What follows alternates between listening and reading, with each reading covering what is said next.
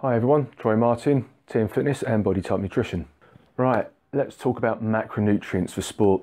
So when it comes to optimal nutrition for sporting performances, it's really important to get your macronutrient quantities right.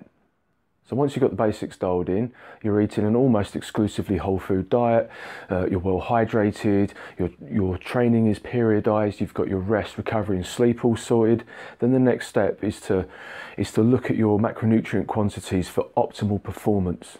Okay, so one of the easiest ways to do this is to look at your overall calories throughout the week. This works best if your training load is consistent every week, and then you can use like a fitness tracker, MyFitnessPal, something like that, and you can calculate what your total daily energy expenditure is, or TDEE.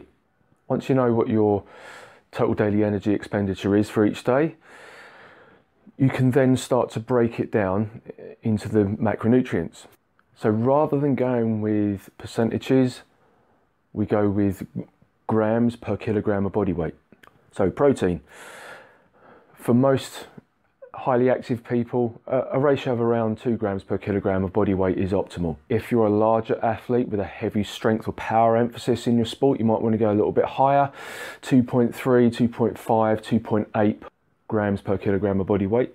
And if you're more of a very long or ultra endurance athlete, you might want to go a little bit lower, 1.5, 1.8. But 2 is a pretty good target for most people. It's not going to affect any of the other adaptations. Then you need to work out your fat ratio. This is going to come down to a combination of personal preference and your performance goals. I tend for most athletes to get them to go for a ratio between 1 to 1.5 grams per kilogram of body weight. And then carbohydrates. So you work carbohydrates out based on the available calories. So total up your protein in grams, times it by 4, because it's 4 calories per gram. Total up your fat in grams, times it by 9, because there's 9 kilocalories per gram.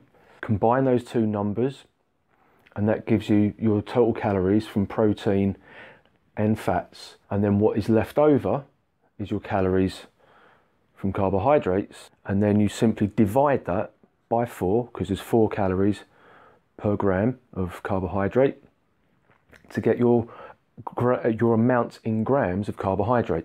So that is the easiest, most basic way of working out a macronutrient plan. As I say, we don't want to be going on percentages, because the percentage, so therefore the amount of each macronutrient is going to change depending on what your overall calories are. So if you're going from a heavy load and you're on say 4,000 calories a day to a lighter load on 2,000 calories a day, 50% of 2,000 is 100% less than 50% of 4,000.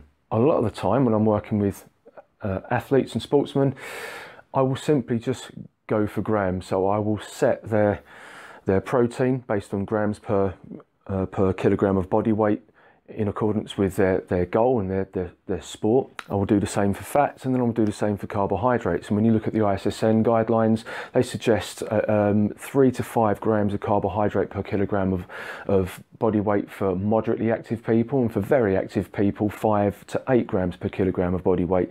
In some cases you can go higher at 10 to 12 grams per kilogram of body weight, but this is talking about the absolute extreme end range of elite sports. It's not necessarily ideal for everyone, and also we have to then take into account that everybody is individual. Some people will just naturally be better at oxidizing and metabolizing fats than they are at carbohydrates. They'll feel more comfortable with a lower volume of food if they're consuming more fats as well. It's very much an individual thing. Right, so that is your macronutrients of sport in a nutshell. Let me know if that was useful to you. Comment below, like, share, tell all your friends, and I will see you again soon. Laters.